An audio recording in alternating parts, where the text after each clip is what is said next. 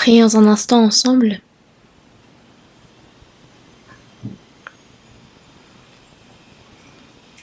Dieu notre Père, qui est miséricordieux, par ton sang précieux, tu nous as sauvés et tu as manifesté envers nous cet amour et cette grâce incroyable. Merci. Merci également de nous avoir conduits jusqu'ici. En cette heure, que le Saint-Esprit soit avec nous et qu'il réveille nos cœurs et qu'il nous aide et qu'il nous enseigne à vivre correctement. En cette heure, la retraite d'été est en train de se dérouler. Soutiens le cœur de tous ceux qui écoutent ta parole et pour que leurs âmes puissent parvenir à ton salut. Sois avec tous ceux qui organisent cette retraite, prends les devants et conduis-nous. Et nous te prions d'être avec nous également en cette heure, jusqu'à la fin, et nous avons prié au nom du Seigneur Jésus-Christ. Amen. Nous allons chercher ensemble Exode chapitre 2. Exode chapitre 2, je vais lire à partir du verset 1. Un homme de la maison de Lévi, c'est Exode chapitre 2, verset 1. Un homme de la maison de Lévi avait pris pour femme une femme de Lévi. Cette femme devint enceinte et enfanta un fils. Elle vit qu'il était beau et elle le cacha pendant 3 mois. Ne pouvant plus le cacher, elle prit une caisse de jonc qu'elle enduisit de bitume et de poix. Elle y mit l'enfant et le déposa parmi les roseaux sur le bord du fleuve. La sœur de l'enfant se tint à quelque distance pour savoir ce qui lui arriverait. La fille de Pharaon descendit au fleuve pour se baigner, et ses compagnes se promenèrent le long du fleuve. Elle aperçut la caisse au milieu des roseaux, et elle envoya sa servante pour la prendre. Elle l'ouvrit et vit l'enfant. C'était un petit garçon qui pleurait. Elle en eut pitié et elle dit : « C'est un enfant des Hébreux. » Alors la sœur de l'enfant dit à la fille de Pharaon : « Veux-tu que j'aille te chercher une nourrice parmi les femmes des Hébreux pour allaiter cet enfant ?»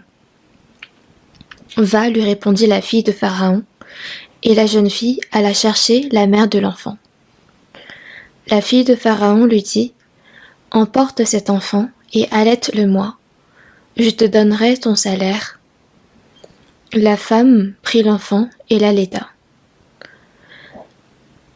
Quand il eut grandi, elle l'amena à la fille de Pharaon, et il fut pour elle comme un fils.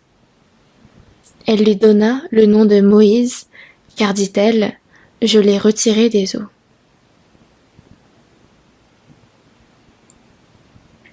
C'est jusqu'ici.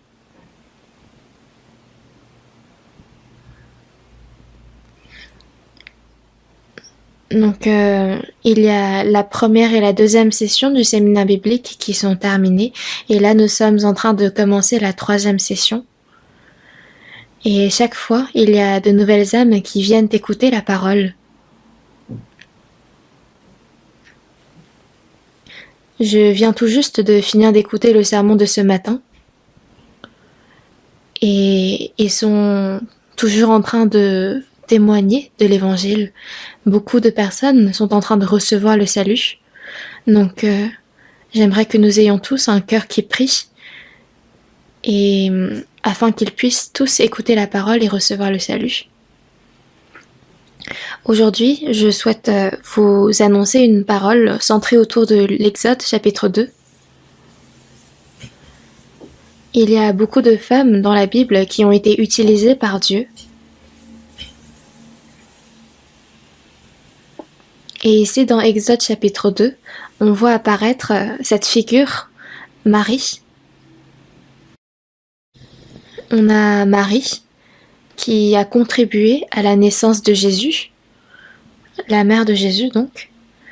Il y a également la femme d'Isaac, Rebecca, Sarah, la femme d'Abraham. Donc ce sont des figures importantes qui occupent un rôle important dans la Bible. Et aujourd'hui, je souhaiterais qu'on reçoive tous un enseignement à travers Marie. Il y a beaucoup de versets dans lesquels elle est mentionnée dans la Bible. Et ici, dans Exode chapitre 2, c'était quand elle avait à peu près 8 ans. Ensuite, quand le peuple d'Israël a fait l'exode à partir de l'Égypte, on voit Marie se réjouir tellement qu'elle loue Dieu. Et on dit d'elle que c'était une prophétesse. Bien sûr, pendant leur vie dans le désert, on la voit également se lamenter contre Moïse et être punie par Dieu de lèpre. Toutefois, elle reste quand même une femme ayant eu un rôle important dans la Bible. Tout d'abord, voyons un peu le contexte de Exode chapitre 2. Israël était descendu en Égypte et pendant un moment, ils avaient été bien traités, bien reçus par l'Égypte. Mais il y a eu un roi qui s'est élevé en Égypte et qui ne connaissait pas Israël et qui ne connaissait pas Joseph. Et il commence à ressentir du danger pour ce peuple. Il a fini par ordonner à ses servantes de tuer tous les nouveau-nés garçons d'Israël. Et alors les soldats d'Égypte les tuaient. Mais ici, on voit qu'il y a un enfant qui a été épargné ici. C'est dans Exode chapitre 2, verset 2.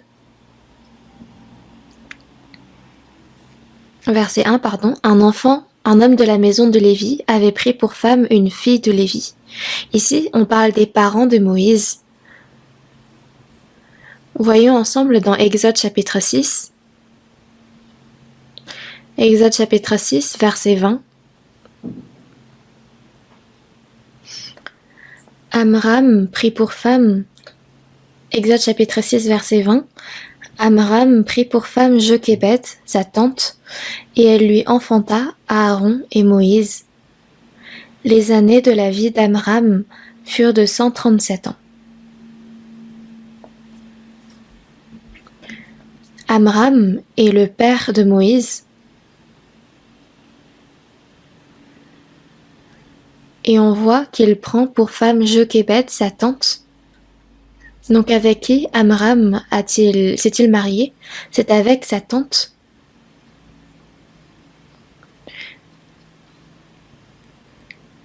Et comme c'était la grande sœur de son père, il devait y avoir un décalage d'âge important. Mais c'est cette femme qui lui a enfanté Aaron et Moïse. On peut donc comprendre que Amram était un homme de foi, car malgré le décalage d'âge, il a décidé de se marier avec sa tante, qui lui a enfanté donc Aaron et Moïse.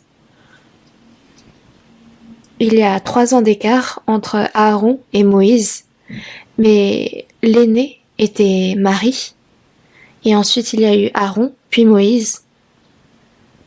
On ne peut pas en déduire de là l'âge exact de Marie.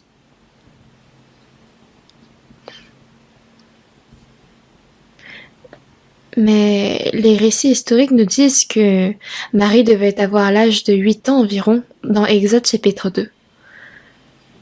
Voyons ensemble Exode chapitre 2 versets 1 à 2. Un homme de la maison de Lévi avait pris pour femme une fille de Lévi, donc on parle de Amram. Cette femme devint enceinte et enfanta un fils. Elle vit qu'il était beau et elle le cacha pendant 3 mois. C'était après qu'ils avaient enfanté Marie et Aaron. Et c'était autour de la naissance de Moïse qu'il y a eu l'ordre de Pharaon de tuer tous les nouveau-nés mâles. Jochébed a donc enfanté un fils, et elle vit qu'il était beau et le cacha pendant 3 mois. À quel point devait-elle avoir prié ardemment auprès de Dieu? Mais 3 mois se sont passés, elle ne pouvait plus le cacher. Et au verset 3, ne pouvant plus le cacher, elle prit une caisse de jonc qu'elle enduisit de bitume et de poix. C'est pour qu'il évite de couler. Elle y mit l'enfant et le déposa parmi les roseaux, sur le bord du fleuve. Ensuite au verset 4, la sœur de l'enfant se tint à quelque distance pour savoir ce qui lui arriverait.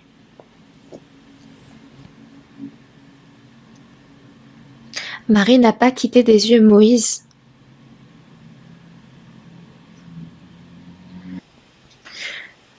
Si l'enfant va mourir ou si l'enfant va vivre, il s'agissait ici d'une question grave, l'heure était grave.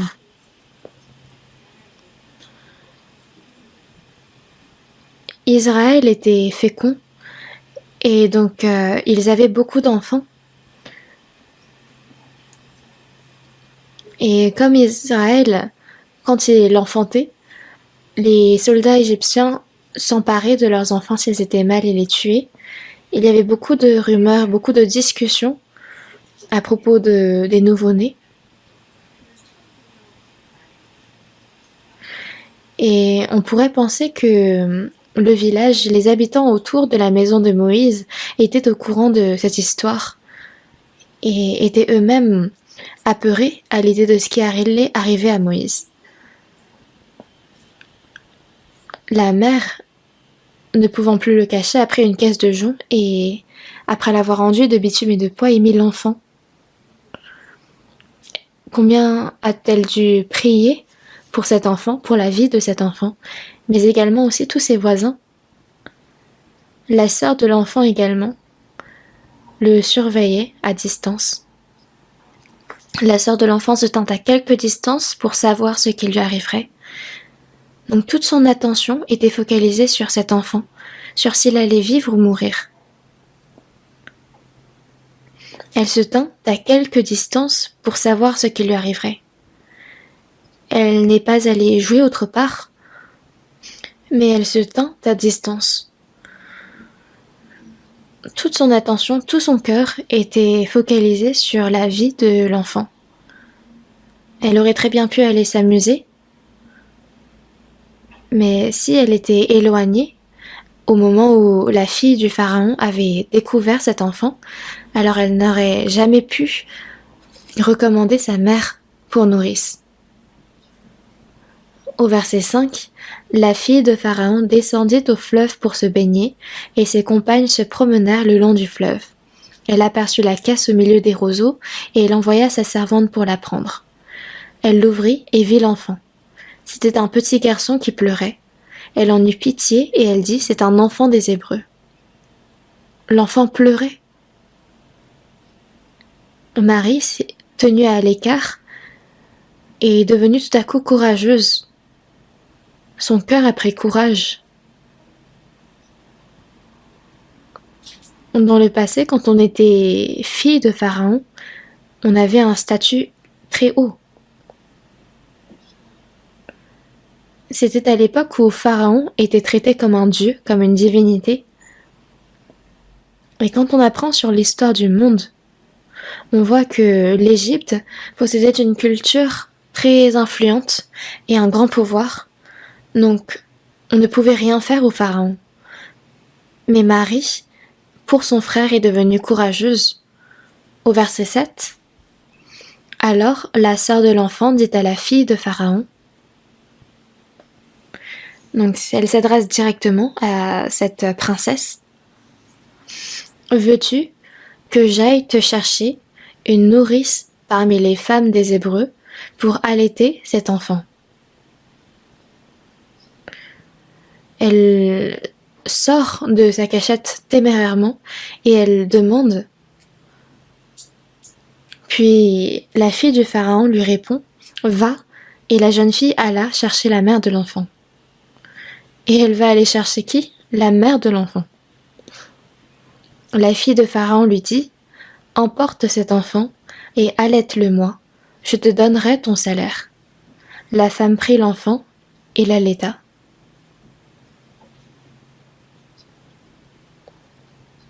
À quel point les hommes, les personnes de la famille ont dû être reconnaissantes. Non seulement l'enfant n'est pas mort, mais encore la mère peut devenir sa nourrice pour un temps. Quand il eut grandi, elle l'amena à la fille de Pharaon, et il fut comme elle, pour elle comme un fils. Et elle lui donna le nom de Moïse, car dit-elle, je l'ai retiré des eaux.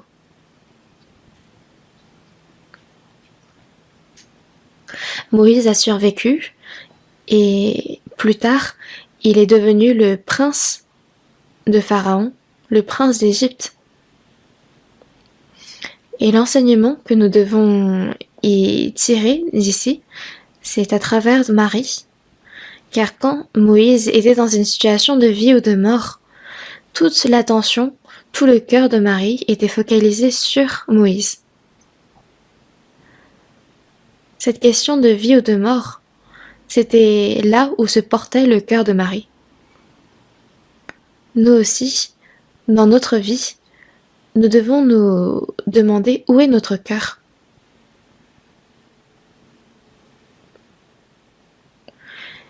Aussi, Marie se tint à distance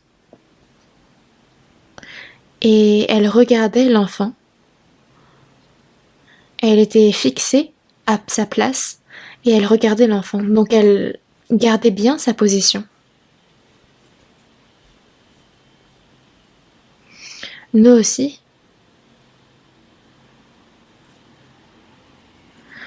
Marie est restée fixée à la place où l'enfant était visible à ses yeux.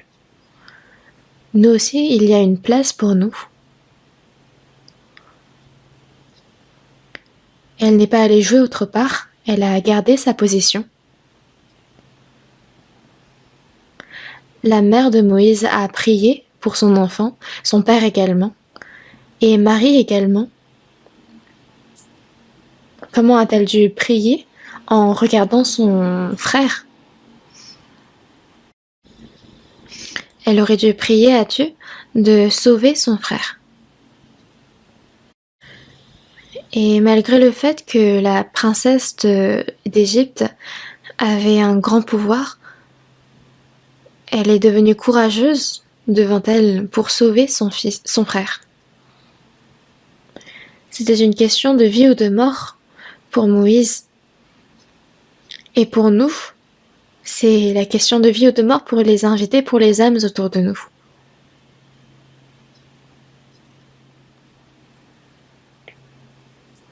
Et c'est une question de si les hommes ont la vie éternelle ou pas. Et pour cela, nous devons également devenir courageux. Et ensuite, Marie a fait le lien entre Moïse et sa mère. C'était l'amour qu'elle avait pour ces deux personnes. Elle n'avait que 8 ans à cette époque, mais nous pouvons en tirer un enseignement de ces enfants. Et nous pouvons être moindres que ce que cet enfant a fait.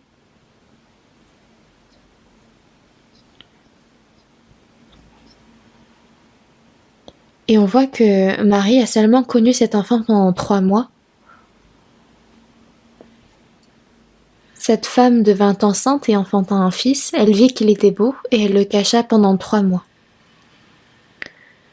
Marie a vu son frère naître, mais c'était seulement 3 mois qu'elle passa avec lui.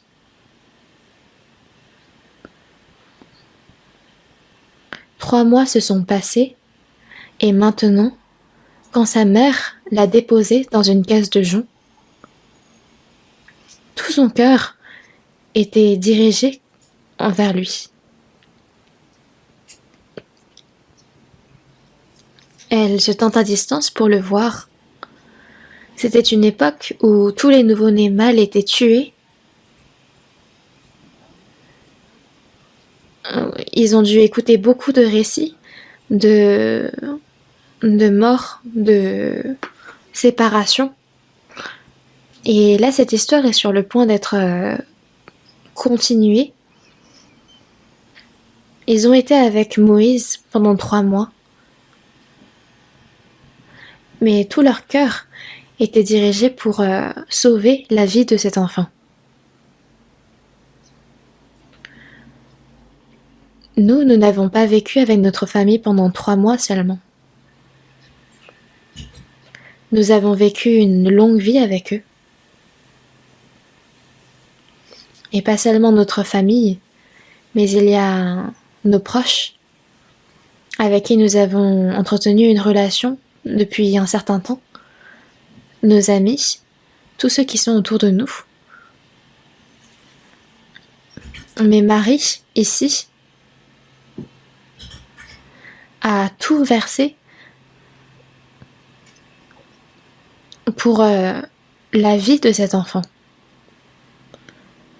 Mais comme c'est une pensée évidente, les personnes sauvées envers leur famille, envers leurs proches, envers leurs amis, c'est encore plus évident pour eux que de se pencher et de focaliser toute leur attention, toute leur âme pour la vie de ces âmes. Car c'est une question de vie ou de mort devant Dieu. On ne s'intéresse pas à savoir combien cette personne a ou n'a pas, mais la Bible est la vérité, la Bible est la parole de Dieu, et l'attention de Dieu est focalisée sur cette question de vie ou de mort. Nous aussi, nous nous demandons si les personnes autour de nous vont au paradis après avoir reçu la vie éternelle ou se dirigent dans la perdition éternelle. Quand une personne se dit être sauvée, avoir reçu la vie éternelle, nous nous demandons si cette personne a véritablement reçu la vie éternelle ou si elle n'est pas sûre. Donc toute notre attention est focalisée sur ces questions. Et comme il s'agit ici d'une question de vie ou de mort, la personne que je suis en train d'évangéliser va-t-elle en enfer ou au paradis ? Il est juste que nous nous posons ce genre de questions, mais de plus en plus, les hommes se focalisent sur sa renommée, sur ses biens, sur ce que cette personne a dans le monde. Mais ce n'est pas là que doit se diriger notre attention, n'est-ce pas ? Le cœur du chrétien doit ressembler à celui de Marie à cette époque. Cherchons ensemble la Bible. 1 Corinthiens chapitre 2.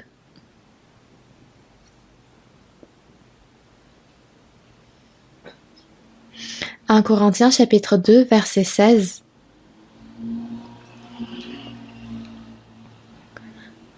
Chapitre 2, verset 16. Car qui a connu la pensée du Seigneur pour l'instruire ? Or, nous avons la pensée de Christ.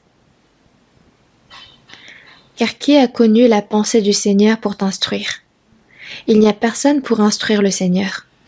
Or nous qui sommes nés de nouveau, nous avons la pensée de Christ.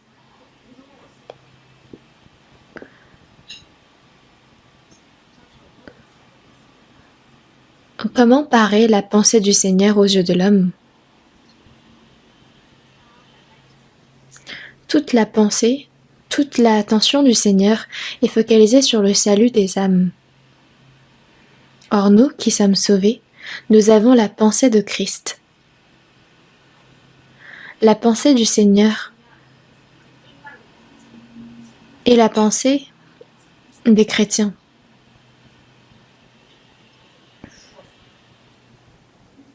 En vivant dans ce monde, la pensée des hommes devient de plus en plus corrompue et fermée. Mais quand nous sommes nés de nouveau, il y a une nouvelle pensée qui est née en nous. Et quand on voit la pensée des âmes de ce monde, on voit qu'elles sont pleines des pensées de ce monde. Dans Jacques chapitre 5, on parle du jour du carnage. Le jour du carnage, c'est le jour où on va égorger les bêtes. Mais pourquoi est-ce qu'on va comparer le jour du jugement de Dieu par le jour du carnage? C'est parce que c'est le jour où on va tuer les bêtes. Les bêtes pensent que les voluptés, les délices, c'est tout ce qu'il y a dans ce monde. Ils ne pensent que charnellement. L'homme qui est en honneur et qui n'a pas d'intelligence est semblable aux bêtes que l'on égorge. Les hommes sont pris par les choses qu'ils voient seulement par les yeux. Et dans 2 Timothée chapitre 3, on parle de 3 choses que les hommes aiment. Car les hommes seront égoïstes, ils ne s'aiment qu'eux-mêmes, amis de l'argent, ils ne connaissent que l'argent, et aimant le plaisir plus que Dieu. Toutes leurs pensées sont focalisées sur mieux vivre, mieux s'habiller, à soi-même seulement. Et toutes leurs pensées sont dirigées vers l'argent. Comment bien vivre, comment éprouver plus de plaisir. Ils ne pensent qu'aux voluptés et aux délices. Donc, quand on examine leur cœur, on voit qu'ils sont pleins des pensées de ce monde. Quand on regarde dans Luc chapitre 13, on voit qu'il y avait une femme possédée d'un esprit qui la rendait infirme depuis 18 ans, et elle était courbée, ne pouvait plus du tout se redresser. Elle était courbée, et elle ne pouvait pas du tout se redresser. Elle ne pouvait que regarder en bas quand elle marchait. Et quand Jésus l'a guérie, son dos qui était courbé est devenu redressé, et elle a pu voir le ciel. Et c'était notre apparence à nous avant que nous recevions le salut. Nous n'avions les yeux portés que vers ce qui était de ce monde, que les choses terrestres, et nos pensées étaient pleines de ce monde. C'était notre cœur avant notre salut, mais après avoir été nés de nouveau, nous avons reçu un nouveau cœur et une nouvelle pensée orientée vers le ciel.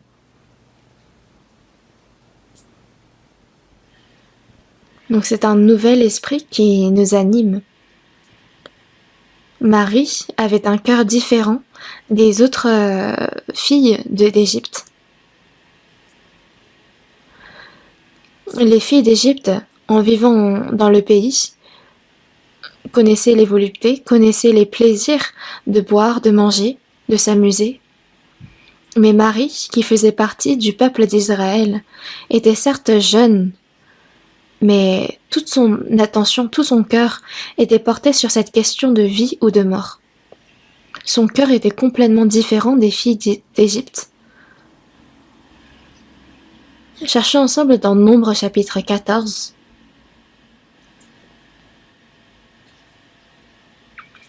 Chapitre 14.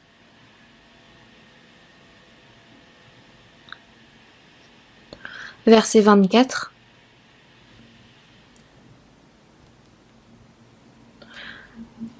Et parce que mon serviteur Caleb a été animé d'un autre esprit et qu'il a pleinement suivi ma voie, je le ferai entrer dans le pays où il est allé,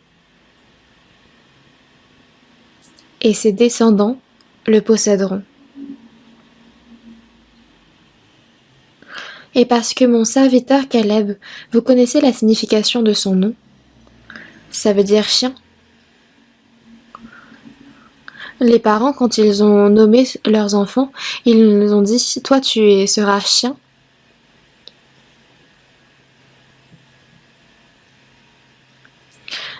Mais en vrai, la chose positive dans ce nom, c'est que, sans distinguer homme ou femme, un chien, quand il dévoue sa fidélité, il est loyal jusqu'au bout. Et je pense que ce nom s'est bien appliqué à cet homme. Caleb a véritablement vécu avec un seul cœur. Ici, Dieu dit de Caleb, mon serviteur.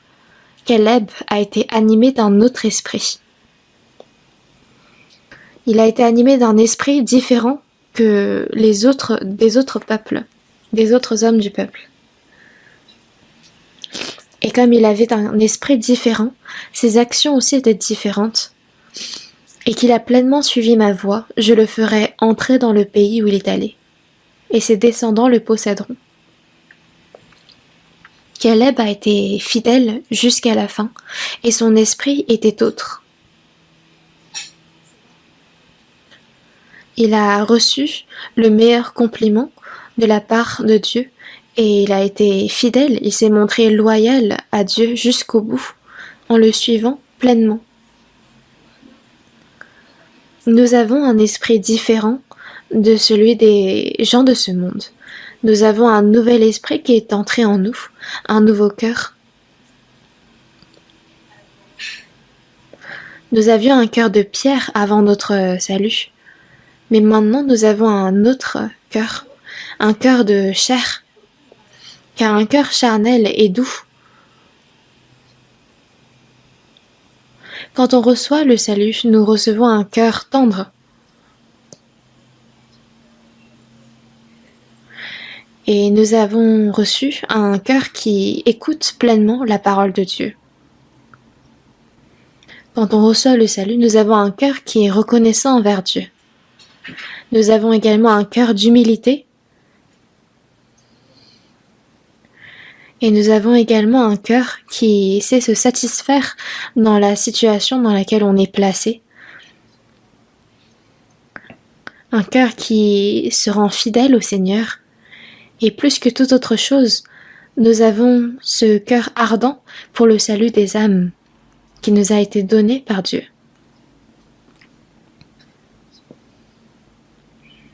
Mon cœur est-il similaire à celui des gens de ce monde ou est-il différent? Nous devons nous poser cette question. Cherchons ensemble dans Proverbes chapitre 20. Proverbes chapitre 20, verset 27.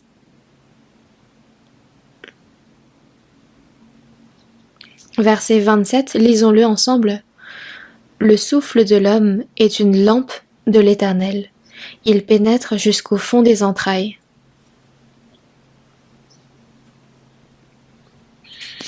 Le souffle de l'homme.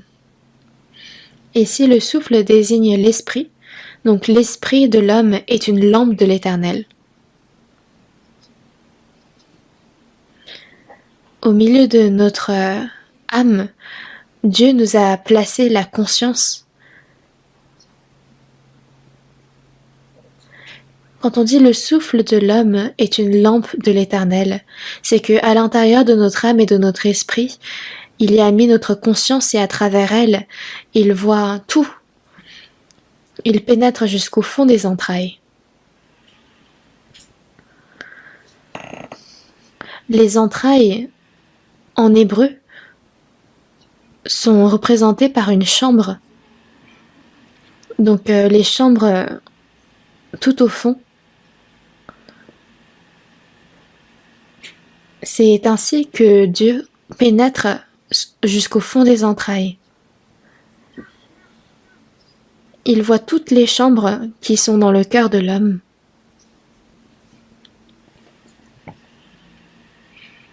Le cœur de l'homme est plus grand que tout ce que l'on peut imaginer. Le cœur n'est pas quelque chose qui peut être défini par un cadre spatial. Il est très large. Notre âme et notre esprit peuvent contenir l'univers, n'est-ce pas? Et pour que notre cœur s'élargisse, il n'y a pas de limite. On peut y créer énormément de chambres. Et dans ces chambres, on peut y mettre un nombre illimité de choses bonnes, mais on peut également y mettre des choses mauvaises. Et à cause de cela, Dieu a placé en notre cœur la conscience afin de surveiller toutes les choses, toutes les chambres de notre cœur. Dieu connaît évidemment tout ce qu'il y a dans notre cœur. Et nous avons beaucoup de chambres dans ce cœur. Et la philosophie a beau être développée, elle ne peut sonder le cœur en entier. Est-ce qu'un couple marié peut connaître le cœur l'un de l'autre entièrement? Non, c'est impossible. Il y a également un dicton qui dit que un détective ou un policier peut enquêter sur la personne comme bon lui semble et elle ne comprendra jamais vraiment tout son cœur. Le cœur de l'homme peut devenir étroit et peut devenir large à tout moment. Dans 2 Corinthiens chapitre 6, il y a un verset, une parole qui dit « Élargissez-vous aussi ». Le cœur de l'homme peut devenir large, sans limite. Et pour certains, le cœur peut devenir encore plus étroit.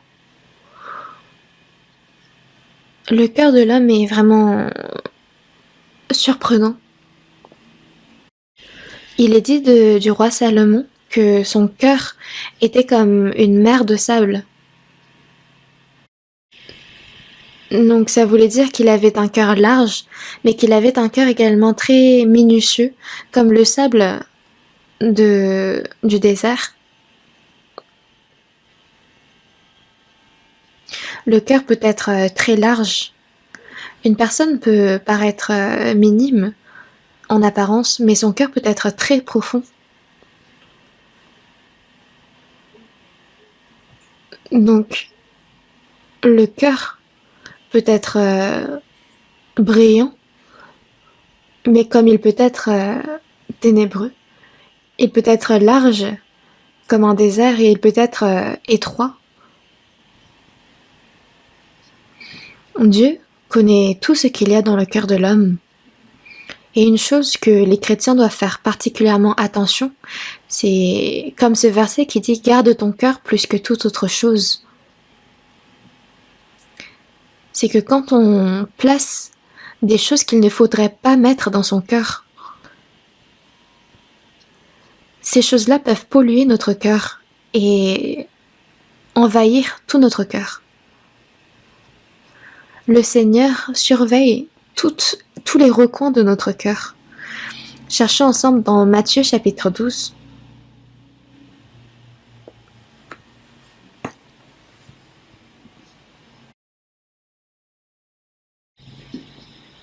Matthieu chapitre 12, verset 35.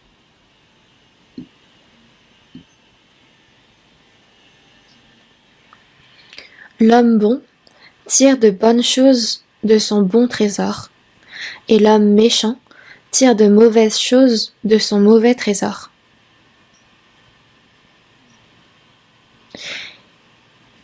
Ici, il y a de mauvaises choses de son mauvais trésor, et l'homme bon qui tire de bonnes choses de son bon trésor. Donc l'homme bon, dans son bon cœur, quand il va amasser de bonnes choses dans son cœur, il va pouvoir en tirer de bonnes choses. Alors que l'homme méchant, s'il va amasser de mauvaises choses dans son cœur, alors il ne pourra que tirer de mauvaises choses. Ici, il y a ce verbe qui dit tirer de quelque chose. Donc, un homme bon, de son bon cœur, va tirer de bonnes choses. Et à partir d'un homme mauvais, qui a un cœur mauvais, on va en tirer de mauvaises choses. Donc, il s'agit là ici que l'on peut amasser de bonnes choses. Une personne qui vient de naître a un cœur vide, et au fil du temps, il va amasser de bonnes choses, de mauvaises choses, et il en va de même pour l'homme sauvé. Quand on est né de nouveau, il y a des personnes qui amassent que de bonnes choses dans son cœur.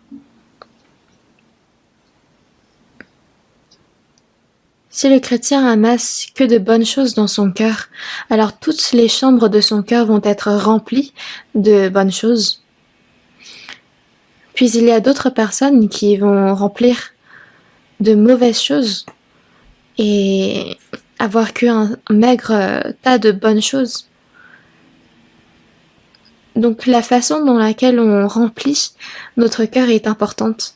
Parce que au moment venu, ces choses vont sortir de notre cœur. Elles vont sortir à l'extérieur.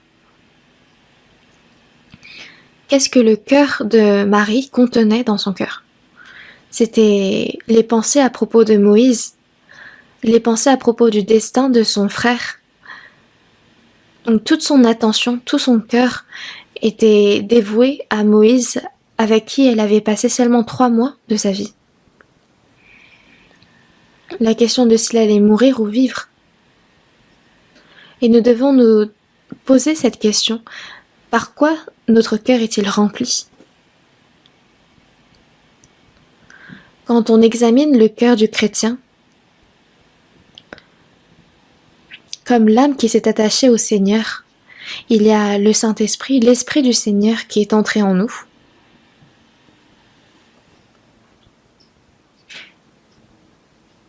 Et il devrait y avoir le Seigneur qui est la tête de notre cœur, de notre vie. Voyons ensemble qu'est-ce qu'il y a dans le cœur. Dans 1 Pierre chapitre 3,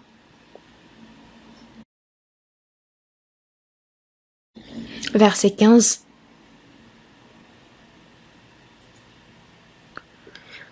1 Pierre chapitre 3, verset 15. Mais sanctifiez dans vos cœurs Christ le Seigneur, étant toujours prêt à vous défendre avec douceur et respect devant quiconque vous demande raison de l'espérance qui est en vous. Dans vos cœurs, Christ le Seigneur. Dans nos cœurs. Dans nos cœurs. Celui qui a Christ au centre de son cœur est vraiment béni. Cherchons ensemble également dans Éphésiens chapitre 3. Éphésiens chapitre 3, verset 17. Chapitre 3, verset 17. En sorte que Christ habite dans vos cœurs par la foi, afin qu'étant enraciné et fondé dans l'amour. En sorte que Christ habite dans vos cœurs par la foi. L'homme qui porte Christ au centre de son cœur est béni, car reconnais-le dans toutes tes voies, il aplanira à tes sentiers. Une personne qui, par apparence seulement, reconnaît le Seigneur dans ses voies, va l'écarter au moment de la difficulté. Il nous faut avoir le Seigneur dans notre cœur. Et ce genre de personnes, même les personnes autour s'en rendent compte. Ils se rendent compte que le Seigneur est dans son cœur. Cette personne est véritablement bénie. Il y a un homme, Robert Brown, qui disait « Ouvrez mon cœur » et vous verrez qu'il y a ce mot « Italie » inscrit dans mon cœur. Comme lui qui voulait le bien de l'Italie, nous, quand on ouvre notre cœur, nous devons avoir Christ engravé dans notre cœur. Qu'est-ce qu'il y a à l'intérieur de nous? Il y a Christ, et il devrait y avoir également les saints. Cherchons ensemble dans Philippiens chapitre 1. C'est l'apôtre Paul qui dit cette parole. Philippiens chapitre 1, verset 7. Il est juste que je pense ainsi de vous tous, parce que je vous porte dans mon cœur, soit dans mes liens, soit dans la défense et la confirmation de l'Évangile, vous qui êtes tous participés à la même grâce que moi. L'apôtre Paul dit ici,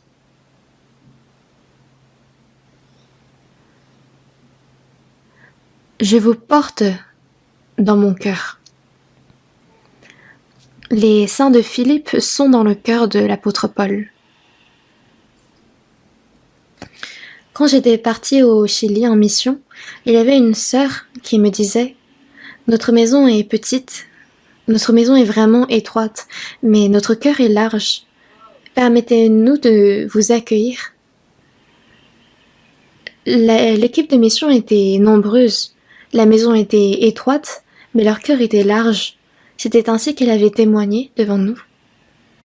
Quand on était arrivé, on était véritablement dans le cœur de cette sœur.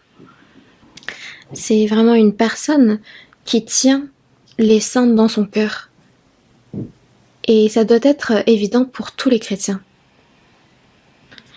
Qu'est-ce qui est dans mon cœur? Qu'est-ce que je porte dans mon cœur? L'apôtre Paul lui a dit « Parce que je vous porte dans mon cœur, vous les saints de Philippe ». Dans le cœur d'une personne sauvée, il doit y avoir évidemment les âmes de la famille qui ne sont pas sauvées. Dans le cœur d'une personne sauvée, il y a forcément ce cœur-là, qui se porte vers ceux qui ne sont pas sauvés autour de lui. Comme Marie avait tout son cœur porté vers Moïse, dont sa vie était menacée, nous devons porter notre cœur envers ceux qui se dirigent vers la perdition éternelle. Ça doit être plus qu'évident. Et dans le cœur des saints, il doit y avoir la parole, forcément. Dans Psaume chapitre 119,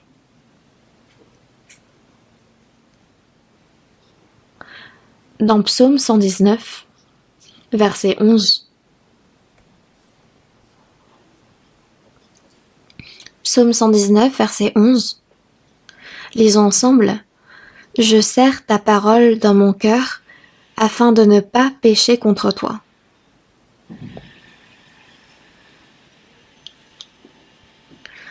Afin de ne pas pécher contre toi. Je serre ta parole dans mon cœur.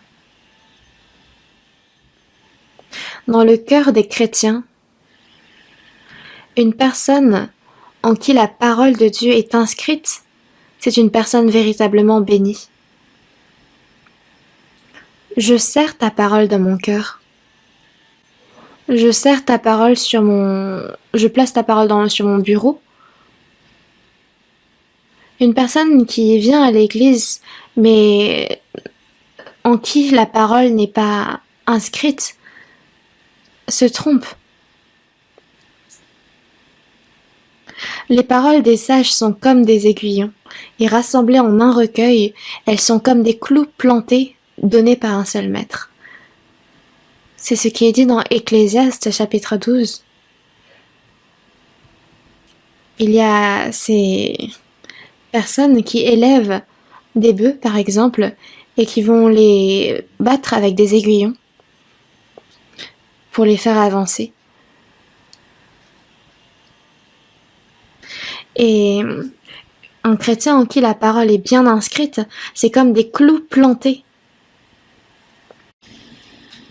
Et une personne en qui il y a beaucoup de paroles qui sont semées, c'est de porter la parole dans le cœur. Et est-ce que dans notre cœur, il y a également l'Église? Il faut aussi se poser cette question. À quel point l'Église est importante pour nous? Combien de place occupe-t-elle dans notre cœur? Si l'Église n'était pas présente, comment nous aurions-nous pu recevoir le salut? Si nous n'avons pas l'Église, comment pouvons-nous mener notre vie de foi? Dans Isaïe chapitre 66, verset 1, il est dit « Le ciel est mon trône et la terre mon marchepied ». Le fait que ce soit son marchepied, c'est là où le pied de Dieu est posé quand il se déplace. Et donc, là où Dieu se déplace le plus, c'est sur notre terre. Et il disait que le temple de Jérusalem était le marchepied de Dieu, au temps de l'Ancien Testament.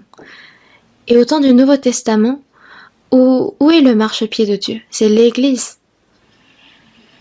C'est parce que l'Église est tellement importante, c'est là où Dieu œuvre. Et cette Église, combien de place occupe-t-elle dans mon cœur? Si une personne reçoit le salut, mais qu'il n'y a pas d'Église, alors elle ne peut mener une vie de foi normale. Il faut donc espérer et prier pour que l'Église fonctionne bien. Car si l'Église marche bien, la famille marche bien, la vie sociale marche bien, le pays marche bien. Donc il faut véritablement prier pour que l'Église aille bien, pour le bien de son Église. Et nous avons lu également Psaume chapitre 122 verset 6, « Demandez la paix de Jérusalem, que ceux qui t'aiment jouissent du repos. » Demandez la paix de Jérusalem, pourquoi ? C'est parce que c'est à travers Jérusalem au temps de l'Ancien Testament que Dieu œuvrait. Et au temps du Nouveau Testament, c'est à travers l'Église. Donc il faut prier, il faut demander la paix de l'Église.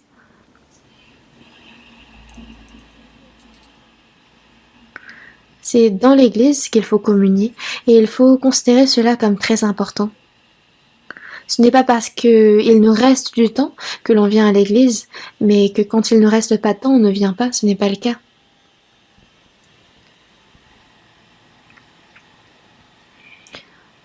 Au plus profond de notre cœur, nous devons avoir cet amour pour l'Église et pour les saints.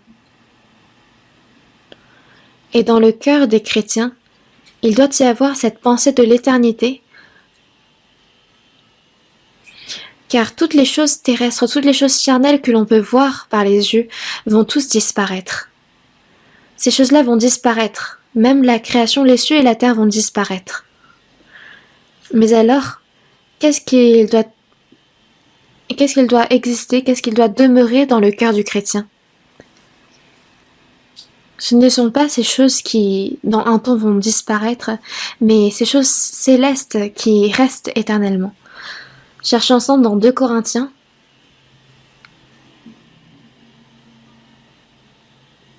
« 2 Corinthiens chapitre 4, verset 18.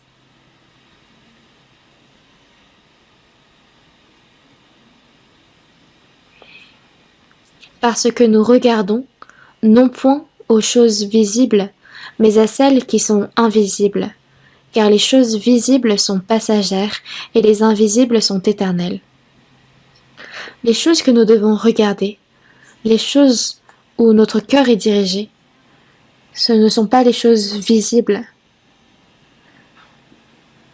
car les choses visibles sont passagères, mais les invisibles sont éternelles. Nous avons été sauvés, c'est pourquoi nous cherchons les choses d'en haut.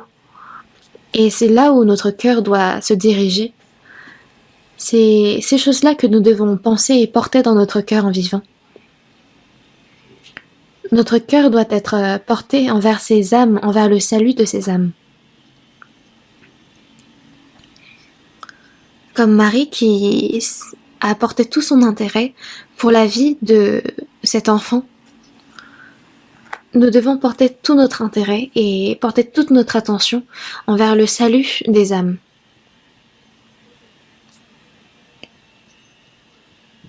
On a beau être riche, on ne regarde que ce qui est du royaume des cieux, que ce qui est de cette vie éternelle. La personne a beau être riche, si elle n'a pas reçu le salut, on a pitié de cette personne. C'est une personne vraiment misérable.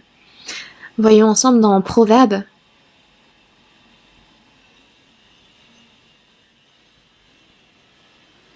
Proverbes chapitre 24, verset 11.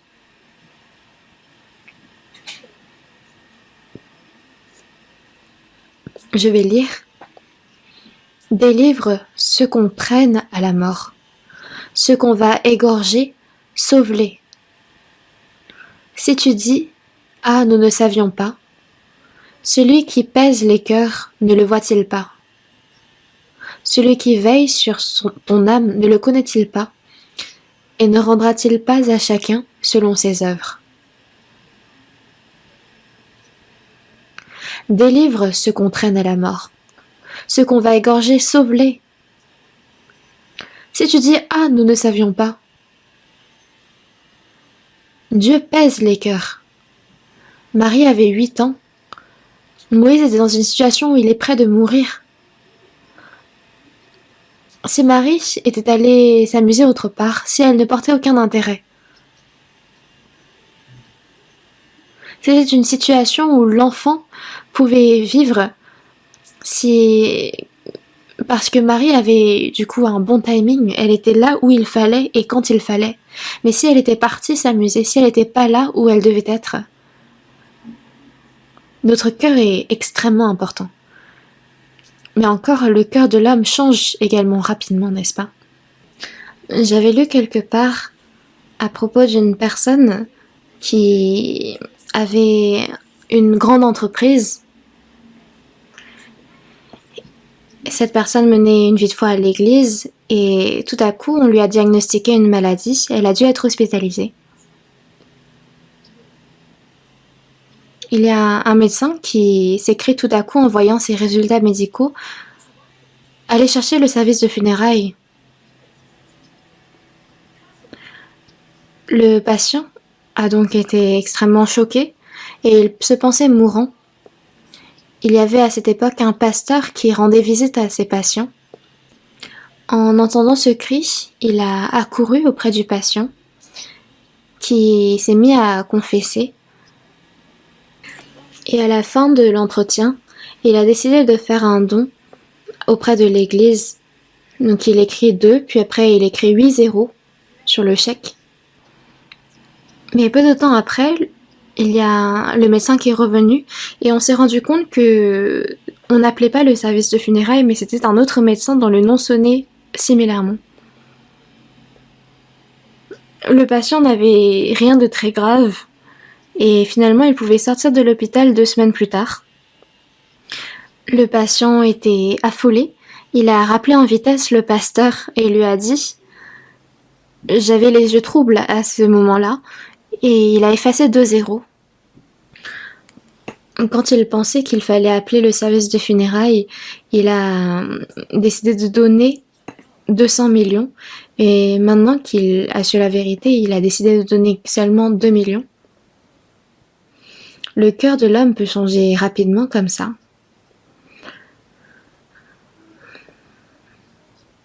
Le cœur de Marie était penché sur cette question de vie ou de mort. Il en va de même pour le chrétien. Délivre ceux qu'on traîne à la mort. Marie, malgré le fait que c'était une jeune fille de 8 ans, ses yeux étaient portés sur cette question de vie ou de mort. Dans Cantique des Cantiques, chapitre 4,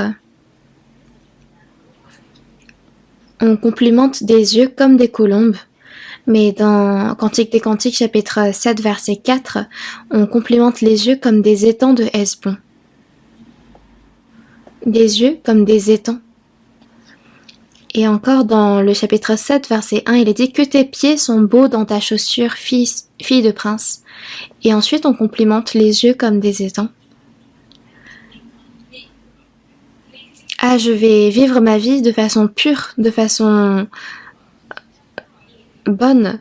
Ça, c'est des yeux comme des colombes. Mais cette résolution, cette détermination de vouloir sauver les âmes qui se dirigent vers la perdition éternelle, c'est d'avoir des yeux comme des étangs. Donc les yeux qui se dirigent vers les âmes, qui souhaitent sauver ces âmes, ce sont de grands yeux, des yeux comme des étangs.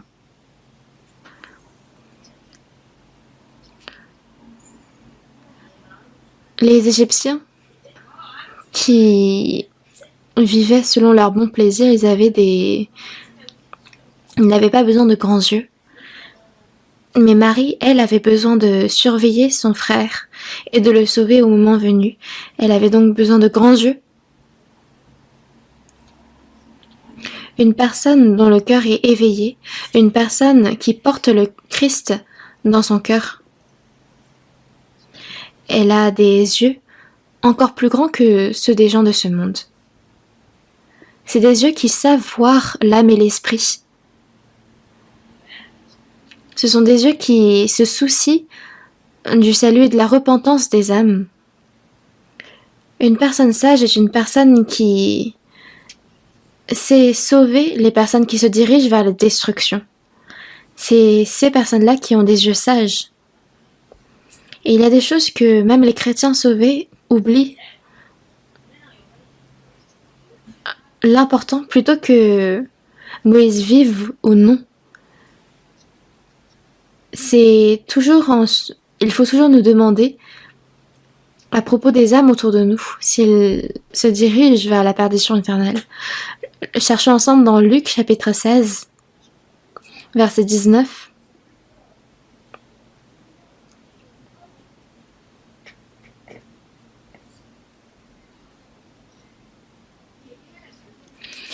Il y avait un homme riche, Luc chapitre 16, verset 19. Il y avait un homme riche qui était vêtu de pourpre et de fin lin et qui chaque jour menait joyeuse et brillante vie. Un pauvre nommé Lazare était couché à sa porte, couvert d'ulcères, et désireux de se rassasier des miettes qui tombaient de la table du riche, et même les chiens venaient encore lécher ses ulcères. Le pauvre mourut, et il fut porté par les anges dans le sein d'Abraham. Le riche mourut aussi, et il fut enseveli. Dans le séjour des morts, il leva les yeux, et tandis qu'il était en proie au tourment, il vit de loin Abraham et Lazare dans son sein. Il s'écria: « Père Abraham, aie pitié de moi et envoie Lazare pour qu'il trempe le bout de son doigt dans l'eau et me rafraîchisse la langue, car je souffre cruellement dans cette flamme. » Abraham répondit: « Mon enfant, souviens-toi que tu as reçu tes biens pendant ta vie, et que Lazare a eu les maux pendant la sienne. Maintenant, il est ici consolé et toi tu souffres. D'ailleurs, il y a entre nous et vous un grand abîme, afin que ceux qui voudraient passer d'ici vers vous, ou de là vers nous, ne puissent le faire. » Le riche dit: « Je te prie donc, Père Abraham, d'envoyer Lazare dans la maison de mon père, car j'ai 5 frères. C'est pour qu'il leur atteste ces choses, afin qu'ils ne viennent pas aussi dans ce lieu de tourment. » C'est une parole que Jésus a faite. Il y avait un riche qui habitait dans une grande maison, qui était vêtu de bons vêtements, et chaque jour, il menait des festins. Il y avait un pauvre, ce Lazare, qui était couché à sa porte. Il avait toutes sortes de maladies, et il se nourrissait des miettes qui tombaient de la table du riche. Mais quand le pauvre mourut, il a été accueilli dans le sein d'Abraham. Le riche, lui, avait tout préparé pour sa mort. Il avait déjà préparé sa tombe. Mais on voit que le riche, lui, a souffert ensuite dans le séjour des morts. Et il s'écrie à Abraham: « Père Abraham, j'ai 5 frères. Je te prie donc d'envoyer Lazare dans la maison de mon père, pour qu'il leur atteste ces choses, afin qu'ils ne viennent pas aussi dans ce lieu de tourment. » Après la mort, il y a véritablement l'enfer qui attend ceux qui ne sont pas sauvés. Donc il faut que le chrétien, quand il réfléchit, pense à l'âme éternelle, à ce qui leur attend après la mort. Et c'est ainsi qu'il peut vivre sa vie de façon précieuse. Mais les tourments que nous ressentons dans cette vie, ce n'est rien comparé aux tourments éternels. Cherchons ensemble dans Apocalypse. Apocalypse chapitre 14, verset 9. Et un troisième ange les suivit, en disant d'une voix forte: « Si quelqu'un adore la bête et son image, et reçoit une marque sur son front ou sur sa main, il boira lui aussi du vin de la fureur de Dieu, versé sans mélange dans la coupe de sa colère, et il sera tourmenté dans le feu et le soufre devant les saints anges et devant l'agneau. Et la fumée de leur tourment monte au siècle des siècles, et ils n'ont de repos ni jour ni nuit, ceux qui adorent la bête et son image, et quiconque reçoit la marque de son nom. C'est ici la persévérance des saints, qui gardent les commandements de Dieu et la foi de Jésus. » Durant les 7 années de tribulation, ceux qui reçoivent une marque sur leur front et sur leurs mains vont connaître le jugement dans le feu et dans le soufre. Et ici, on verra la persévérance des saints. Quand ceux qui gardent la foi vont être persécutés et faits martyrs, quand on va tuer ces 144 000 juifs qui auront gardé la foi, quand on va mourir au nom du Seigneur Jésus, quel sera le secret de la persévérance des saints? C'est quand on pense à l'enfer.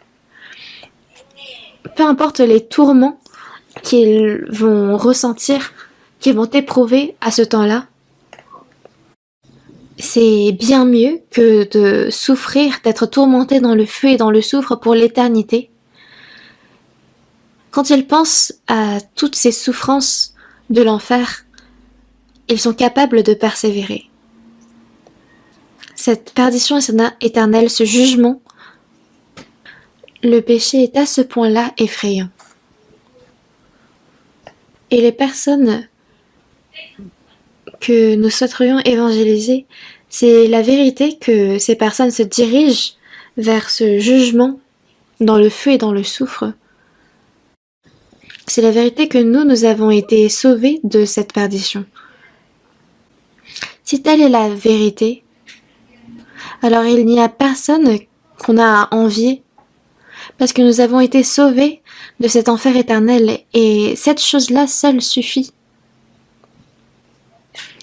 Rien qu'en ayant reçu le salut de mon âme, je pense que il n'y a rien d'autre que j'aurais besoin. Et il y a une autrice qui a écrit sur l'évangile, et c'est elle qui a écrit les paroles de ce cantique qui dit « Mon âme t'exalte en ce jour, voici, je te la donne ». Elle n'a pas pu vivre une vie normale car elle souffrait d'une maladie. Dans son livre, elle disait « Tous ont pitié de moi, tous pensent que je suis misérable, sauf moi. À quel point moi je suis heureuse », c'est ce qu'elle disait dans son livre, parce que je suis chrétien. Et comme il y a l'enfer, il y a le paradis. À ce criminel, Jésus lui a dit sur la croix, « Je te le dis en vérité, aujourd'hui tu seras avec moi dans le paradis. » Ce qui est encore plus certain que dans 1 an je ferai ci ou ça, c'est le fait que je vais au paradis une fois mort.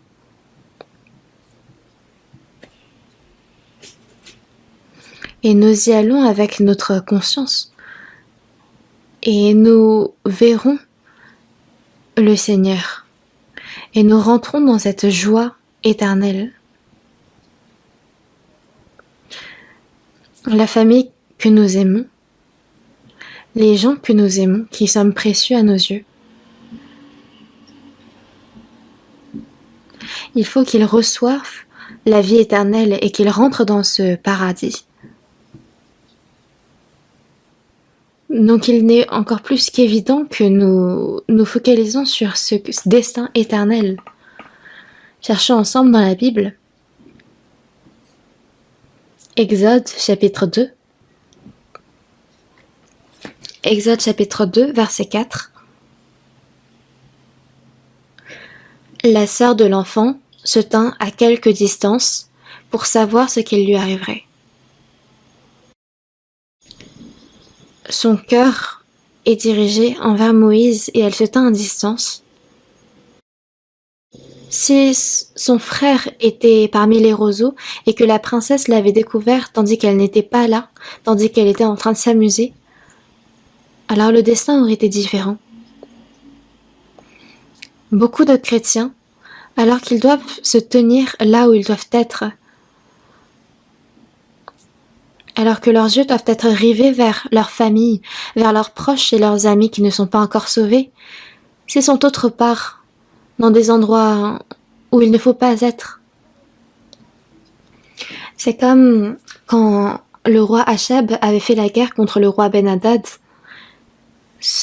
Le roi Achab avait gagné, mais il va laisser aller le roi Ben-Hadad, ce qui a enflammé de colère Dieu.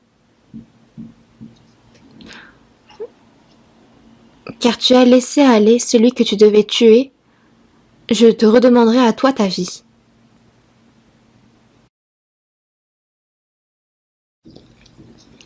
Le roi Achab ne devait pas laisser aller le roi Ben-Hadad. Cherchons ensemble. C'est dans 1 roi, chapitre 20. 1 roi, chapitre 20.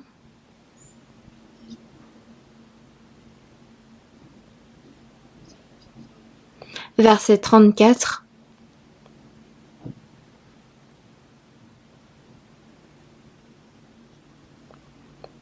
Dans l'Ancien Testament. Ben-Hadad lui dit: Je te rendrai les villes que mon père a prises à ton père, et tu établiras pour toi des rues à Damas, comme mon père en avait établi à Samarie. Et moi, reprit Achab, je te laisserai aller en faisant une alliance. Il fit alliance avec lui et le laissa aller. Voyons ensemble le verset 40. Et pendant que ton serviteur agissait çà et là, l'homme a disparu. Le roi d'Israël lui dit: C'est là ton jugement, tu l'as prononcé toi-même. Alors qu'on a ordonné de bien garder cet homme, il ne l'a pas gardé et il faisait ses affaires et cet homme a disparu alors. Et le roi lui dit: C'est là ton jugement. C'est sûrement la mère qui a demandé à Marie de surveiller Moïse sur le fleuve. Mais si Marie agissait ça et là, si elle faisait autre chose, alors elle aurait pu perdre de vue Moïse. Nous aussi, dans notre vie de foi, il y a des événements qui nous attendent et qui sont extrêmement importants. Mais si en faisant autre chose, en agissant ça et là, on perd de vue ces âmes, c'est très grave. Si ces âmes nous sont enlevées parce que nous n'avons pas prêté attention à ces âmes, alors c'est que nous n'avons pas gardé notre position. Il y avait un homme qui adorait la pêche et il avait emmené sa fille avec lui pour faire la pêche. Et parce qu'il n'y avait pas beaucoup de poissons, il se déplaçait ça et là.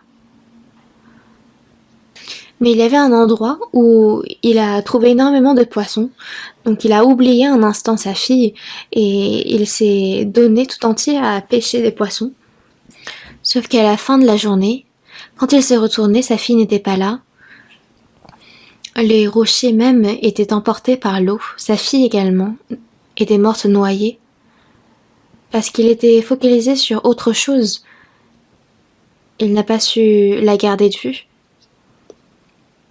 De la même façon, si les chrétiens sont pris par autre chose, ils peuvent ne pas se concentrer sur ce qu'ils doivent garder.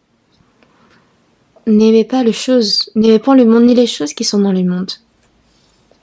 Si quelqu'un aime le monde, l'amour du Père n'est point en lui, car tout ce qui est dans le monde, la convoitise de la chair, la convoitise des yeux et l'orgueil de la vie ne vient point du Père, mais vient du monde.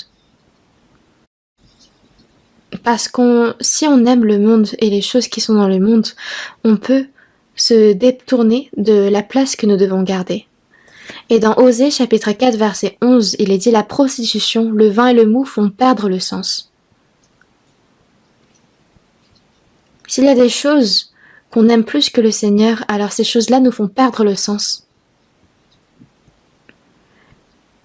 Les choses qu'on aimait avant le salut, les choses qu'on aimait dans le passé, si on les garde, alors notre cœur peut se détourner de ce qui est important et nous faire perdre le sens.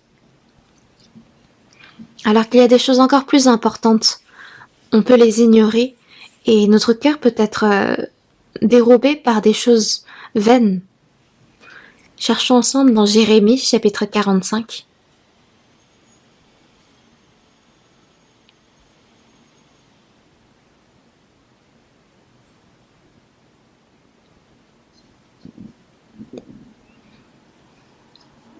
Jérémie chapitre 45 verset 3.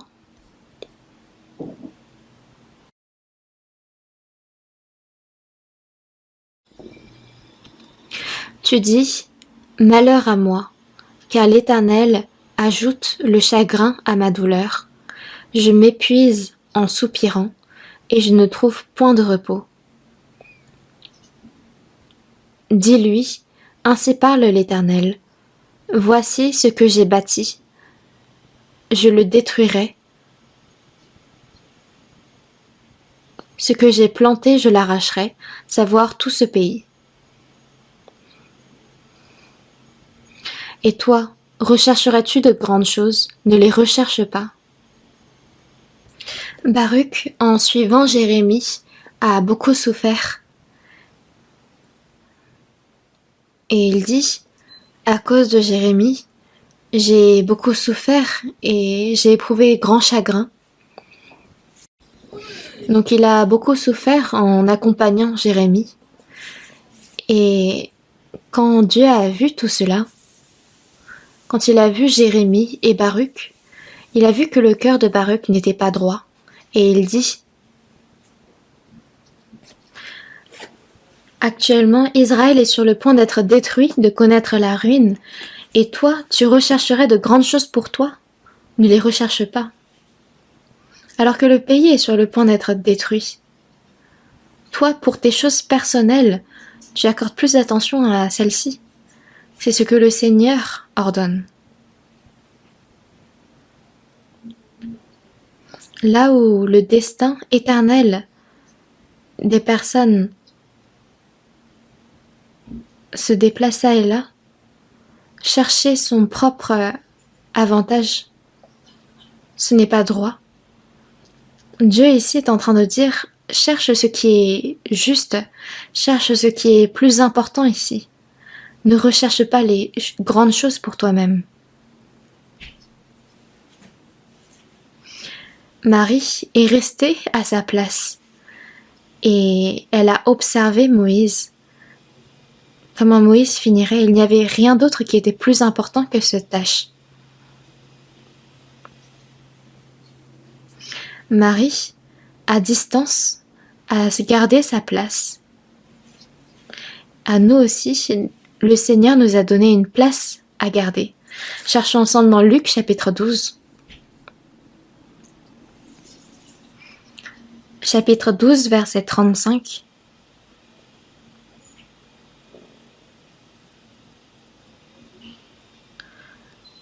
Luc chapitre 12, verset 35, on lit ensemble « Que vos reins soient sains et vos lampes allumées. » Que vos reins soient sains. Les reins de notre cœur, de se résoudre et vos lampes allumées, restez debout.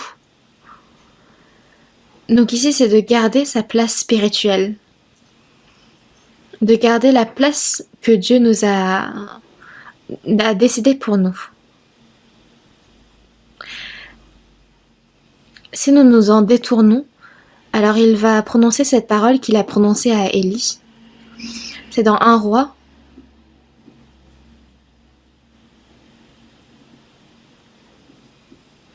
Un Roi chapitre 19, verset 9.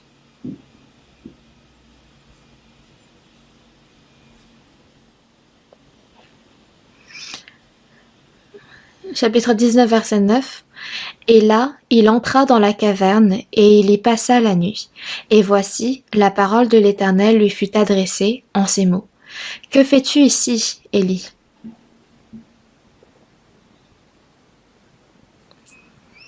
Le prophète Élie, en tant que prophète de Dieu, devait rester au milieu du peuple d'Israël. Mais parce que l'affaire qu'il a entreprise a échoué, il est déçu, découragé et en retrait. La parole de l'Éternel lui fut adressée en ces mots. « Que fais-tu ici, Élie ? Où dois-tu être, Élie ?» C'est ce qu'il est en train de dire. Nous aussi, il y a une place, une position à laquelle nous devons être. Que ce soit dans la famille, que ce soit dans l'Église, il y a une place que nous devons garder. Et nous devons écouter attentivement la voix de Dieu. « Que fais-tu ici, Élie ?» il y a une voix qui nous parle.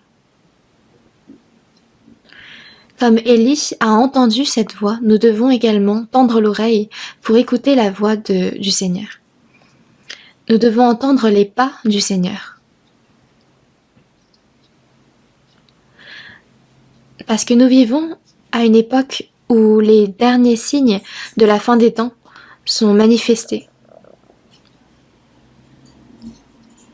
Dans le passé, quand on parlait du signe 666, on avait incroyablement peur, n'est-ce pas? Juste en entendre parler, ça faisait peur.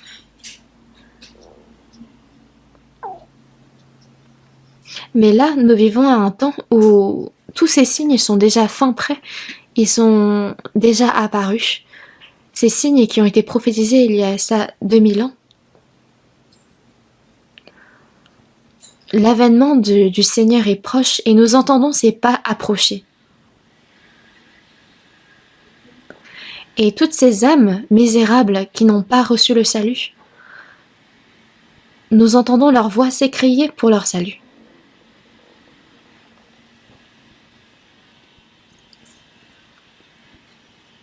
Toutes ces personnes qui courent vers la perdition, la destruction, elles sont en train de s'écrier.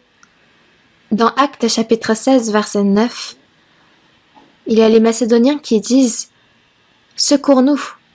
Et c'est ça qui pousse l'apôtre Paul à se diriger vers la Macédoine. Et quand on cherche le verbe « aider » en grec, c'est « boétéo ». Et ça signifie écouter les cris et se diriger vers. Donc secours-nous, aide-nous. C'est ce que les âmes sont en train de crier. Il y a énormément d'âmes qui sont en train de crier pour leur salut.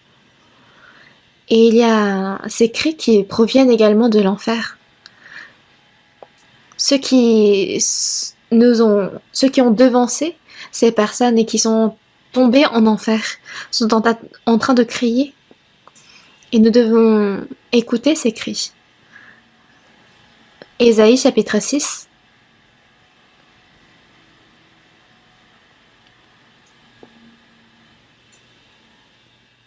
Verset 8. Lisons ensemble Ésaïe chapitre 6, verset 8. J'entendis la voix du Seigneur disant : Qui enverrai-je et qui marchera pour nous ? Je répondis : Me voici, envoie-moi.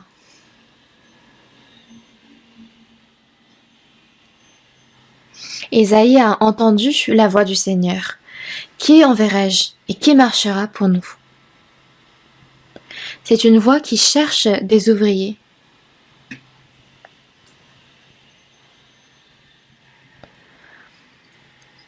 Le Seigneur a demandé à Élie : Pourquoi es-tu ici ? Que fais-tu ici ? Avec une voix douce. Entendre ce que l'Esprit dit aux églises. Il y a une parole que l'Esprit dit aux églises.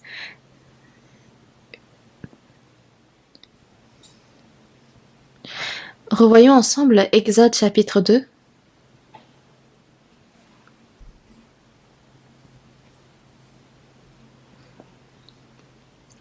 Exode chapitre 2, verset 4.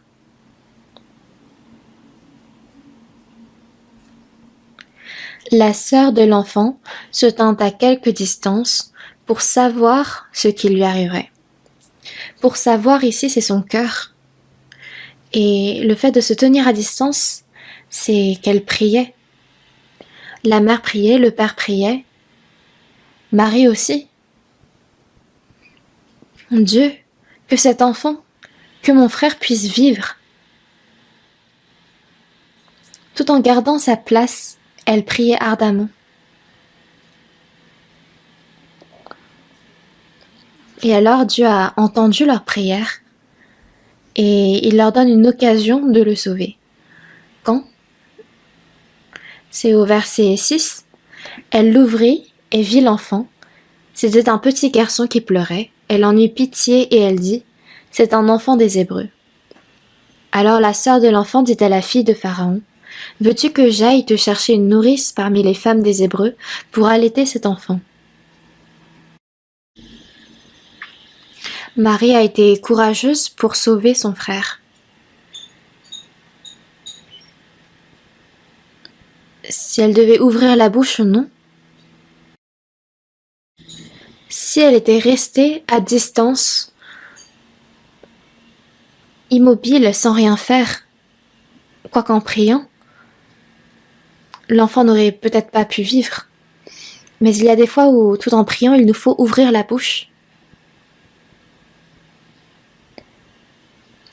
Marie a été courageuse. Elle s'est approchée de la fille de Pharaon et lui dit: « Veux-tu que j'aille te chercher une nourrice parmi les femmes des Hébreux pour allaiter cet enfant ?» Parce que ce dont Moïse avait le plus besoin à cet âge, c'était une mère pour le nourrir. Et les âmes, pour qu'elles soient sauvées, à qui doivent-elles être reliées pour vivre? C'est avec Jésus. C'est pourquoi nous, pour sauver ces âmes, pour les délivrer de l'enfer, nous avons besoin de les relier à Jésus. Quand on regarde dans 2 Rois chapitre 7, il y avait une famine affreuse en Samarie, telle que les adultes dévoraient leurs enfants. Or devant la porte se tenaient 4 lépreux qui se sont dit: « Dans tous les cas, nous allons mourir de faim. Donc rendons-nous aux Syriens. » Ils ont pris cette résolution et ils sont sortis de la cité et ils ont vu que le Seigneur avait fait fuir tous les Syriens. Et ils ont vu qu'il y avait tellement de choses à manger, tellement de biens qu'ils ont laissé derrière eux. Mais ils ont réfléchi et se sont dit qu'il y avait encore plein de leur peuple qui était en train de mourir de faim. Ils se sont dit: il y a une si bonne nouvelle, mais si nous gardons le silence, le châtiment nous atteindra. Et ils se sont résolus à retourner auprès de leur peuple pour leur annoncer cette bonne nouvelle. Si ces lépreux s'étaient rassasiés eux-mêmes, s'ils avaient pris des biens que leur avaient laissés les ennemis et étaient partis sans rien dire, alors leur peuple serait mort. Il a fallu pour eux d'ouvrir la bouche. Marie a également pris courage à cet instant et a ouvert la bouche. Elle a été très directe, active pour sauver son frère. Et nous, pour sauver les personnes autour de nous, que devons-nous faire? Il nous faut ouvrir la bouche. Il nous faut ouvrir la bouche et parler. Parler et inviter. La retraite d'été commence bientôt, n'est-ce pas? À partir de mercredi. C'est bien mercredi, n'est-ce pas? La 4e session. Il ne nous reste plus beaucoup de temps, mais il nous faut avoir un cœur encore plus actif et il nous faut ouvrir la bouche.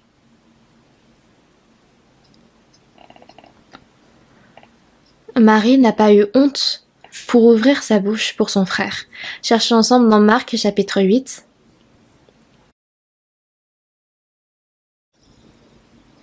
Marc chapitre 8, verset 38.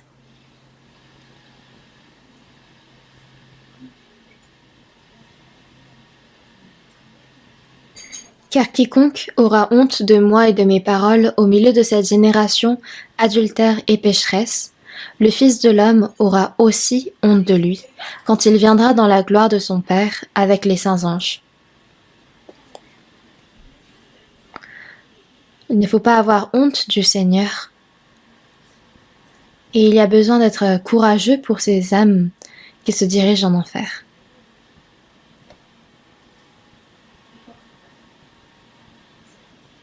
Il ne faut pas considérer avec attention les personnes qui nous méprisent et qui nous persécutent, mais il y a besoin que nous prenions courage pour ces âmes. Marie a permis de faire le lien, de renouer le lien entre Moïse et sa mère. Nous avons besoin également de guider ces âmes auprès du Seigneur. et de créer ce lien entre ces âmes et l'Église. Comme Marie avait fixé son regard et son cœur pour Moïse, il faut que notre cœur soit fixé aux âmes. Que doit regarder notre cœur? Il faut que nous regardions tous la retraite d'été. Comme Marie a regardé et a fixé les yeux sur Moïse, notre cœur doit fixer du regard la retraite d'été, y participer avec tous, prendre soin des âmes, se sacrifier et se dévouer entièrement pour le service, pour la prédication de la parole. Comme Marie s'est montrée courageuse pour Moïse, il faut que nous nous montrions courageux pour évangéliser, pour guider les âmes à la parole, à l'Église, afin qu'ils soient sauvés.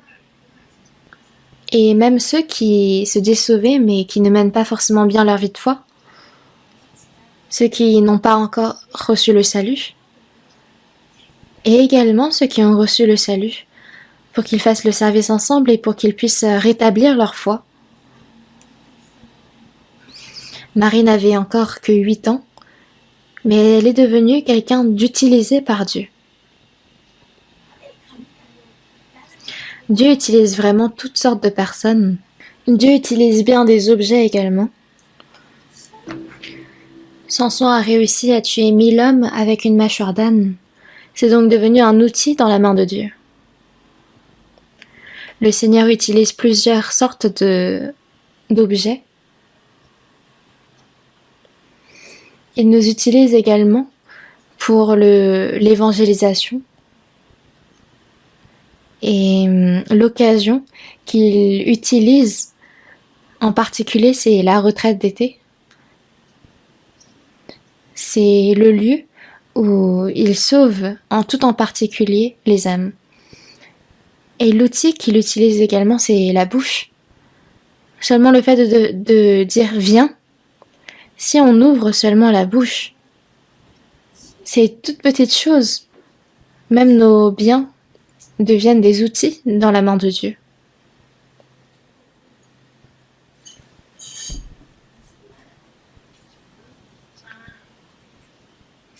Et quelle a été la base de la foi de Marie? C'était parce qu'elle avait ce cœur qui aimait son frère. Elle avait vu jusqu'à maintenant des nouveau-nés mourir et elle s'est dit « Mon petit frère n'aura certainement pas le même destin qu'eux ». Elle avait ce cœur qui l'aimait profondément. Et le fait d'aimer les âmes, c'est extrêmement important dans l'évangélisation. Et pourquoi est-ce que l'évangélisation marche auprès des personnes que l'on aime? C'est auprès de notre famille, par exemple, c'est parce qu'on les aime. Et c'est parce qu'on les aime qu'on peut être courageux pour eux. Quand on aime, on devient courageux. Et nous avons besoin de ce zèle à notre époque. Nous allons chercher en dernier Ézéchiel chapitre 47.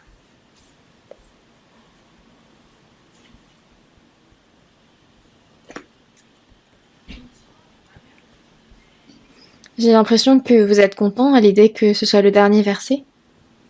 Ézéchiel chapitre 47. Chapitre 47, verset 1. Il me ramena vers la porte de la maison, et voici, de l'eau sortait sous le seuil de la maison, à l'orient, car la face de la maison était à l'orient. L'eau descendait sous le côté droit de la maison, au midi de l'autel. Verset 8 également. Il me dit, cette eau coulera vers le district oriental, descendra dans la plaine et entrera dans la mer. Lorsqu'elle se jettera lorsqu'elle sera jetée dans la mer, les eaux de la mer deviendront saines. Tout être vivant qui se meut vivra partout où le torrent coulera, et il y aura une grande quantité de poissons, car là où cette eau arrivera, les eaux deviendront saines, et tout vivra partout où parviendra le torrent. Et ensuite, le verset 11, lisons ensemble. Ces marais et ces fosses ne seront point assainis, ils seront abandonnés au sel.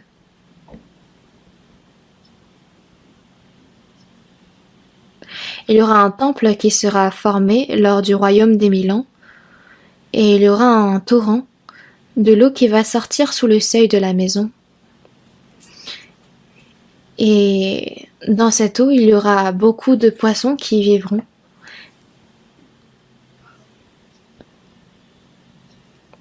Et au verset 11, il est dit « Ces marais et ces fosses ne seront point assainis, ils seront abandonnés au sel. » Qu'est-ce que cela veut dire?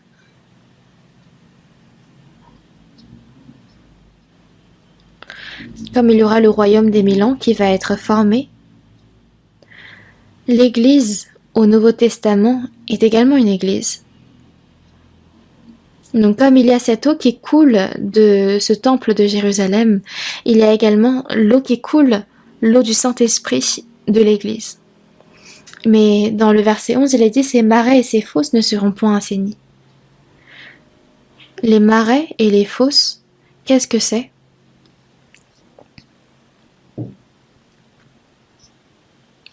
C'est des endroits où l'eau monte, puis après redescend. Donc c'est un endroit où l'eau n'est pas très continue, elle vient de temps en temps, alors que l'eau doit couler continuellement. Les marais et les fosses, c'est des endroits où l'eau remonte un certain temps, puis redescend tout de suite. Donc ces endroits-là ne seront point assainis, ils seront abandonnés au sel. Même les personnes sauvées, pour que l'œuvre du Saint-Esprit doit œuvrer en nous, il y a besoin que l'eau du Saint-Esprit coule. Mais même des personnes qui mènent leur vie de foi, leur vie de l'Église, il n'y a pas d'œuvre du salut qui s'opère à travers ces personnes. Car ces personnes viennent de temps en temps à la communion. Elles viennent un temps puis repartent.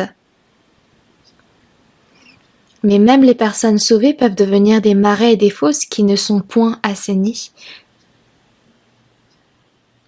Pendant un temps, elles viennent à la communion, comme l'eau qui remonte dans les marais et les fosses, mais comme cette eau qui redescend et qui part, ces personnes repartent. Alors que il faut que nous soyons assainis par le Saint-Esprit de façon continuelle. Les personnes qui se disent sauvées, mais qui n'arrivent pas à bien vivre leur vie de foi, qui ne sont pas assainies continuellement par l'eau du Saint-Esprit, qu'est-ce qu'il faut qu'ils fassent? Il faut qu'ils viennent à la retraite d'été, qu'ils écoutent la parole attentivement, mais également qu'ils participent activement à la communion pour rétablir leur foi. Si on emmène avec nous les personnes non sauvées pour écouter la parole, l'œuvre du Saint-Esprit va surgir et abonder dans ce lieu. Et en particulier, comme Marie, il nous faut bien garder notre position pour que, en cette occasion, de nombreuses âmes puissent être sauvées. Prions ensemble. Dieu notre Père qui est miséricordieux, par ton sang précieux, tu nous as sauvés, merci. Ces 3e et 4e sessions du séminaire biblique, aide-nous afin que de nombreuses âmes puissent écouter et recevoir le salut. Utilise-nous précieusement et devance-nous afin de nous montrer ton œuvre du salut, et nous avons prié au nom du Seigneur Jésus. Amen.